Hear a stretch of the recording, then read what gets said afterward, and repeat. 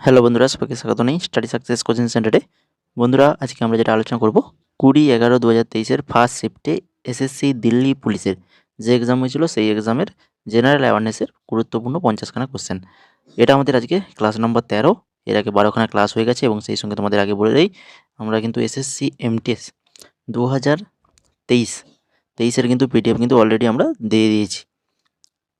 যারা যারা ক্লাসের আগের ক্লাসে লাইক করেছিল, কমেন্ট করেছিল, তো তারা টেলিগ্রামে মেসেজ করেছে, তো তাদেরকে সবাইকে কিন্তু পিডিএফ দেওয়া হয়েছে।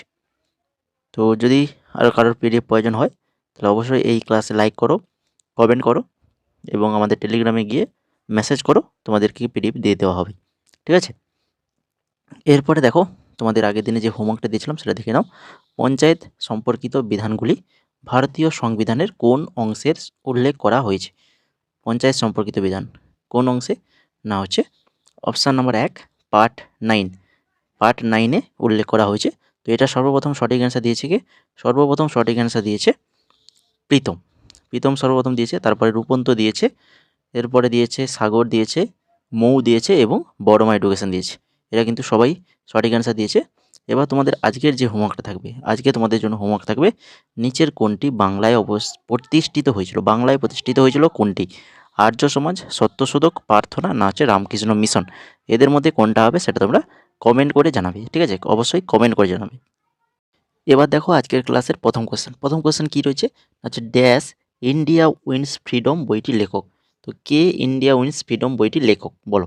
ইন্ডিয়া উইন্স ফ্রিডম বইটির লেখক হচ্ছেন মৌলানা আবুল কালাম আজাদ। মৌলানা আবুল কালাম আজাদ, অপশান নাম্বার 1 সঠিক আনসার। নিচের মধ্যে কে 1875 সালে সুরেন্দ্রনাথ ব্যানার্জির সাথে ইন্ডিয়ান অ্যাসোসিয়েশন নামে একটি সংগঠন প্রতিষ্ঠা করেন? সুরেন্দ্রনাথ ব্যানার্জির সাথে ইন্ডিয়ান অ্যাসোসিয়েশন নামে একটি সংগঠন প্রতিষ্ঠা করেন। কবে? না হচ্ছে 1876 সালে। কে করেছিল? না হচ্ছেন তিনি আনন্দমোহন বসু এবং সুরেন্দ্রনাথ ব্যানার্জি 1876 সালে ইন্ডিয়ান অ্যাসোসিয়েশন নামে একটি সংগঠন প্রতিষ্ঠা করেন। 3 নম্বর, মদন সিং চৌহান যিনি গুরুজি নামেও পরিচিত, তো তিনি ড্যাশের একজন লোক ও সুফি গায়ক। বলো? মদন সিং চৌহান যিনি কী নামে পরিচিত? গুরুজি নামে। ভালো করে মনে রাখো, গুরুজি নামে পরিচিত। তাহলে মদন সিং চৌহান, তো তিনি কোথাকার একজন লোক ও সুফি গায়ক? সঠিক অ্যান্সার ছত্তিশগড় রাজ্যের লোক সুফি গায়ক। ভারতীয় সংবিধানের কোন ধারায় উল্লেখ করা হয়েছে যে মৌলিক অধিকারের সাথে অসঙ্গতিপূর্ণ বা অবমাননাকারী আইনগুলি বাতিল হবে? ভারতীয় সংবিধানের কোন ধারায় উল্লেখ করা হয়েছে যে মৌলিক অধিকারের সাথে যে অসঙ্গতিপূর্ণ বা অবমাননাকারী আইনগুলো সেগুলোকে বাতিল করা হবে? তো এটা বলা হয়েছে ধারা নম্বর 13 নম্বর ধারায় বলা রয়েছে। নিচের কোনটি নীতি আয়োগের সাথে প্রতিস্থাপনের আগে ভারতের শেষ পঞ্চবার্ষিক পরিকল্পনা ছিল? ভারতের শেষ পঞ্চবার্ষিক পরিকল্পনা, তোমাদের পঞ্চবার্ষিকীর লিস্ট আমি দিয়ে দিয়েছি 1 থেকে একদম কত পর্যন্ত? 12 পর্যন্ত। 12তম পঞ্চবার্ষিকী পরিকল্পনা 2012 থেকে 2017। ঠিক আছে? এটাই কিন্তু শেষ পঞ্চবার্ষিকী। ভালো করে মনে রাখো, লিস্ট দিয়ে দিয়েছি, টেলিগ্রাম থেকে সংগ্রহ করে নেবে যদি না সংগ্রহ করে থাকো। এরপরে দেখো 6 নম্বর, স্তম্ভযুক্ত বারান্দা এবং ক্ষুদ্র কক্ষগুলি নিম্নলিখিত কোন বৌদ্ধ কাঠামোর অবিচ্ছেদ্য অংশ? কোন বৌদ্ধ কাঠামোর অবিচ্ছেদ্য অংশ এগুলো? স্তম্ভগুলির বারান্দা এবং ক্ষুদ্র যে কক্ষগুলো সেগুলোই। এগুলো হচ্ছে কোথাকার? অজন্তা গুহার। ঠিক আছে? অজন্তা গুহা, অপশান নাম্বার 2 সঠিক অ্যান্সার। তারপরে মণিপুরী নৃত্য প্রায়শই নিম্নলিখিত কোন হিন্দু দেবতা বা দেবীর জীবনের দৃশ্য চিত্রিত করে? মণিপুরী নৃত্য কোন হিন্দু দেবতা বা দেবীর জীবনের দৃশ্য চিত্রিত করে? বলো দেখি। এটা হচ্ছে ভগবান কৃষ্ণ মণিপুরী নৃত্য। ভালো করে মনে রাখো। কে মৌলিক অধিকার প্রয়োগের জন্য সরকারকে আদেশ ও নির্দেশ দিতে পারে? মৌলিক অধিকার প্রয়োগের জন্য সরকারকে আদেশ ও নির্দেশ দিতে পারে তিনি হচ্ছেন সুপ্রিম কোর্ট বা হচ্ছে হাইকোর্ট। কে করতে পারে? সুপ্রিম কোর্ট বা হাইকোর্ট, দুজনের মধ্যে যে কেউ করতে পারে। 9 নম্বর দেখো, সরকার যখন অর্থ সরবরাহ বাড়াতে চায় তখন তা কি? সরকার যখন অর্থ সরবরাহ বাড়াতে চায় তখন তা সরকারি বন্ড ক্রয় করে। তখন সরকারি বন্ড ক্রয় করে। নিচের কোন বছরে মহাত্মা গান্ধীর নেতৃত্বে খেদাতে কৃষক আন্দোলন হয়েছিল? মহাত্মা গান্ধীর নেতৃত্বে কৃষক আন্দোলন হয়েছিল খেদাতে। কবে সালটা? সাল হচ্ছে 1918 সাল। তাহলে এভাবে কোশ্চেন আসতে পারে যে 1918 সালে মহাত্মা গান্ধীর নেতৃত্বে কোথায় কৃষক আন্দোলন হয়েছিল? খেদাতে হয়েছিল। এইভাবে মনে রাখবে, ঠিক আছে। এরপর দেখো 11 নম্বর, 1910 সালের মধ্যে মধ্য ভারতে ড্যাশ বিদ্রোহ শুরু হয়। 1910 সালে মধ্য ভারতে কোন বিদ্রোহ শুরু হয়? 1910 কোন বিদ্রোহ? বাস্তার বিদ্রোহ। বাস্তার বিদ্রোহ 1910 সালে হয়েছিল। তারপরে ইংরেজ উপন্যাস লিটিল ওমেন নিচের কোন লেখকের লেখা? এটা একটা ইংরেজি উপন্যাস লিটিল ওমেন। তো এটা কে লিখেছেন? এটা লিখেছেন লুইস মে অ্যালকট। লুইসা মে অ্যালকট লিখেছেন Little Women. Make in India. Make in India programme যা 2014 সালে শুরু হয়েছিল ভারতে 1970 এবং 1980-র দশকের ড্যাশের মতো।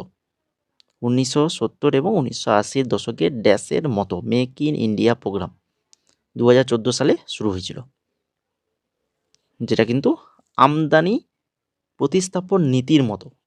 1970 এবং 1980 দশকের আমদানি প্রতিস্থাপন নীতির মতোই এই make in India programme. Ajanta গুহা। অজন্তা গুহা একটু আগে পড়ে এলাম। সেই অজন্তা গুহা নিচের কোন নদীর বাম তীরে অবস্থিত? কোন নদীর বাম তীরে রয়েছে অজন্তা গুহা?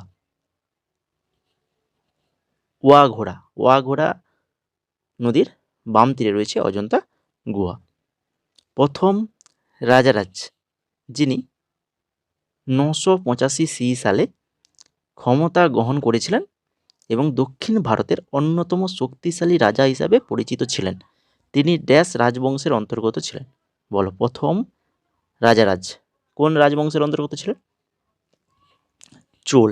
চোল রাজবংশের অন্তর্গত। জুনাগড় শিলালিপি। জুনাগড় শিলালিপি নিম্নলিখিত শাসকদের মধ্যে কার? জুনাগড় শিলালিপি নিম্নলিখিত শাসকদের মধ্যে কার এটা? প্রথম রুদ্রদামন। প্রথম রুদ্রদামনের অপশন নাম্বার 3 সঠিক আনসার। নাদাস্বরম যন্ত্রটি, নাদাস্বরম যন্ত্র ড্যাশ দ্বারা বাজানো হয়? বলো, কে? কোন নিচের যে নামগুলো দেওয়া রয়েছে এদের মধ্যে কে নাদাস্বরম বাদক? শেখ চিন্না মৌল্লা। শেখ চিন্না মোল্লা একজন কিন্তু নাদাস্বরম বাদক, ভালো করে মনে রাখো। ননস্টিক প্যানগুলি, যে সকল ননস্টিক যে প্যানগুলো হয় তো ড্যাশ দিয়ে প্রলেপ দেওয়া হয়, সেগুলোকে কিসের প্রলেপ থাকে সেই ননস্টিক প্যানগুলো? এগুলোর উপর হচ্ছে পলিটেট্রা ফ্লুরোইথিন। পলিটেট্রা ফ্লুরোইথিন দিয়ে প্রলেপ দেওয়া থাকে। কল্যাণী কুট্টি আম্মা। কল্যাণী কুট্টি আম্মা কোন নৃত্যের জন্য সঙ্গীত নাটক একাডেমি পুরস্কার পেয়েছিলেন? এটা ওই যে কল্যাণী কুট্টি আম্মা কোন নৃত্যের সাথে যুক্ত ইনি? মোহিনী আট্টম। আলোচনা করেছি কিন্তু বহুবার, মোহিনী আট্টম নৃত্যের সাথে যুক্ত। কাদম্বরী। কাদম্বরী রচনাটির রচয়িতা কে? কাদম্বরী কে রচনা করেছেন? বলো, বাণভট্ট করেছেন, তাই তো, বাণভট্টের। এরপরে 21 নম্বর। আর যারা এখনও ক্লাসটাকে লাইক করোনি তো অবশ্যই বলবো ক্লাসটা লাইক করে দাও, দেরি না করে ক্লাসটাতে লাইক করে দাও এখনও যারা লাইক করোনি বাকি রয়েছে। নিচের কোন কর দিল্লি সালতানাতের ভূমি রাজস্ব ব্যবস্থার সাথে সম্পর্কিত ছিল? নিচের কোন কর দিল্লি সালতানাতের ভূমি রাজস্ব ব্যবস্থার সাথে সম্পর্কিত ছিল? খরাজ। খরাজ কর। ওয়ানগালা ভারতের কোন রাজ্যের একটি জনপ্রিয় ফসল কাটার উৎসব? ওয়ানগালা। ওয়ানগালা কোন রাজ্যের ফসল কাটা উৎসব? মেঘালয়। মেঘালয় রাজ্যের ফসল কাটার উৎসব ওয়ানগালা। মায়ানমারের কোন রাজ্যে, মায়ানমারের কোন রাজ্যে রোহিঙ্গারা প্রাথমিকভাবে বসবাস করে? রোহিঙ্গারা বসবাস করে, মায়ানমারে বসবাস করে। তো কোন মায়ানমারের কোন রাজ্যে?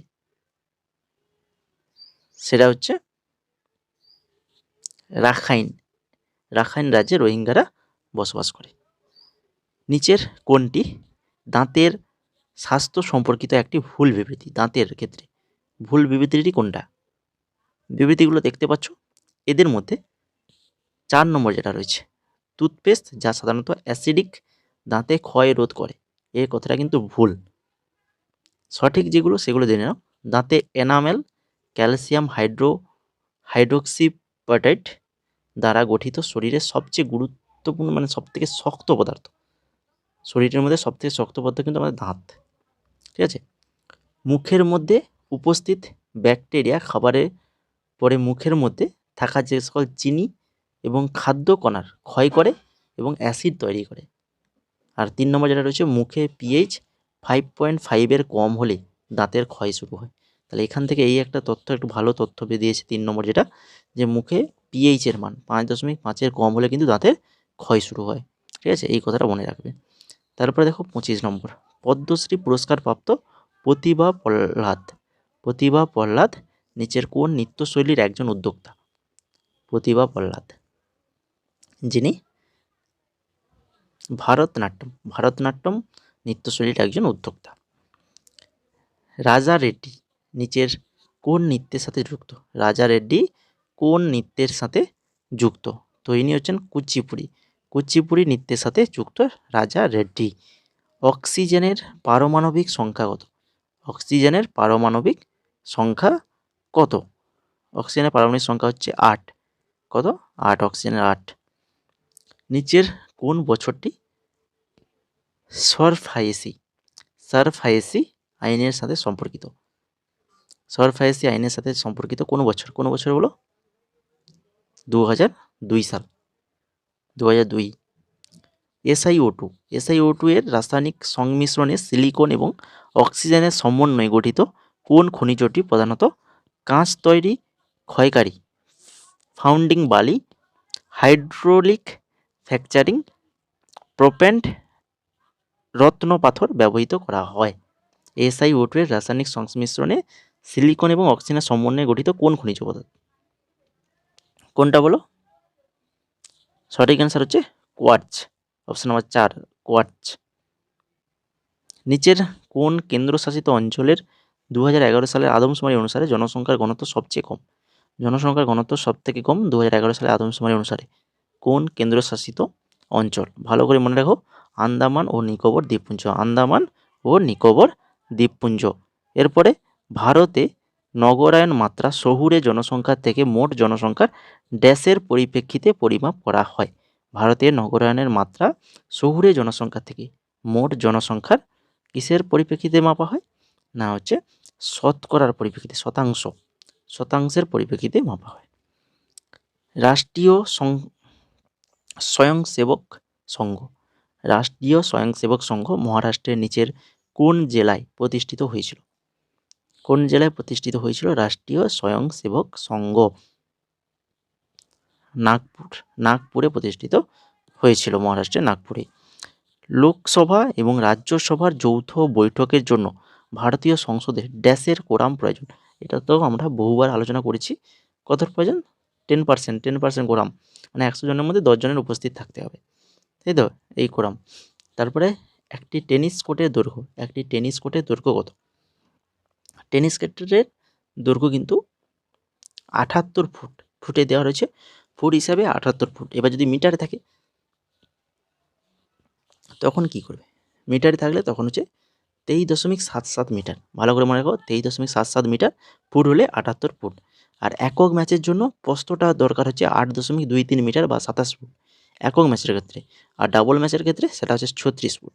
একক ম্যাচে 27 ফুট প্রস্থর কথা বলা হচ্ছে, ঠিক আছে, প্রস্থ 27 ফুট, ডাবল ম্যাচের ক্ষেত্রে প্রস্থ 36 ফুট। মিটারে বললে 8.23 মিটার, এটা হচ্ছে 10.97 মিটার। সুরজ কুমার যাদব নিচের কোন খেলার সাথে যুক্ত? বলো, একদম তো ইজি কোশ্চেন, তোমরা সবাই পারবে আশা করি। তো এটা হচ্ছে ক্রিকেটের একজন, মানে একদম এখন বর্তমানে ফাড়াফাড়ি খেলোয়াড় যাকে বলা হয় একদম। সুরজ কুমার যাদব 360 ডিগ্রি বলা হয়, ভারতের 360 ডিগ্রি। সুরজ কুমার যাদব ক্রিকেটের সাথে যুক্ত, তাই কি না? 36 নম্বর কোশ্চেন, সংবিধানের ভারতের রাষ্ট্রপতি নির্বাচনের পদ্ধতিটি ড্যাশের সংবিধান থেকে নেওয়া হয়েছে। রাষ্ট্রপতি নির্বাচনের পদ্ধতি, এটা কোন দেশের সংবিধান থেকে নেওয়া হয়েছে? আয়ারল্যান্ডের সংবিধান থেকে নেওয়া হয়েছে, যে সংবিধানে ভারতের রাষ্ট্রপতি যে নির্বাচন হয় এটা। 1950 সালে ভারতের প্রথম প্রজাতন্ত্র দিবসের অনুষ্ঠানে সম্মানিত অতিথি ছিলেন দেশের রাষ্ট্রপতি সুকর্ণ। ইনি কোথাকার, কোন দেশের রাষ্ট্রপতি ছিলেন, যিনি 1950 সালে যে প্রথম প্রজাতন্ত্র দিবস হয়েছিল সেখানে কিন্তু সেই অনুষ্ঠানে অতিথি হিসেবে এসেছিলেন। তো ইনি হচ্ছেন ইন্দোনেশিয়ার রাষ্ট্রপতি সুকর্ণ। অটল বেমিত ব্যক্তি কল্যাণ যোজনা এর অধীনে সর্বোচ্চ 90 দিনের বেকারত্ব পর্যন্ত প্রদেয় ত্রাণ হিসাবে গড় মজুরি কত শতাংশ পর্যন্ত প্রদান করা হয়? গড় মজুরির কত শতাংশ পর্যন্ত প্রদান করা হয়? 50% প্রদান করা হয়। নিচের কোনটি ব্যবসার বিশ্বায়নের একটি নিচের কোনটি ব্যবসার বিশ্বায়নের একটি পুশ ফ্যাক্টর? দেশীয় বাজারের স্যাচুরেশন। তারপরে বোকারো স্টিল প্ল্যান্ট এখানে অবস্থিত, কোনখানে অবস্থিত, কোথায় রয়েছে বোকারো স্টিল প্ল্যান্ট? ঝাড়খণ্ডে রয়েছে, ঝাড়খণ্ড। গ্রাম পঞ্চায়েত শব্দটি ভারতের সংবিধানের নিচের কোন অনুচ্ছেদে উল্লেখ করা হয়েছে? গ্রাম পঞ্চায়েত এই যে শব্দটি সংবিধানের কত নম্বর অনুচ্ছেদে উল্লেখ করা হয়েছে? ধারা 40 নম্বর অনুচ্ছেদে উল্লেখ করা হয়েছে। সাইবেরিয়ান সেলফ আর্কটিক মহাসাগরের উপকূলীয় সেলফগুলির মধ্যে একটি।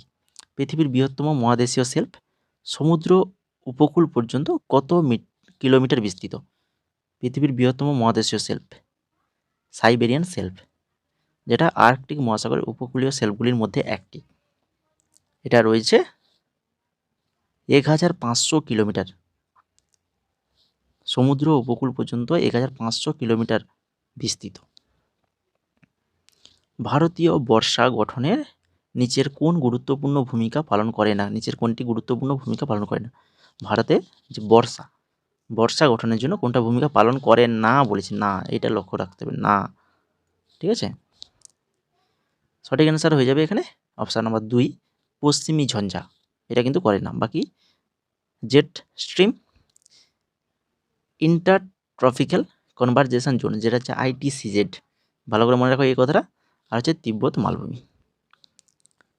নিম্নলিখিত বিষয়গুলি বিবেচনা করুন।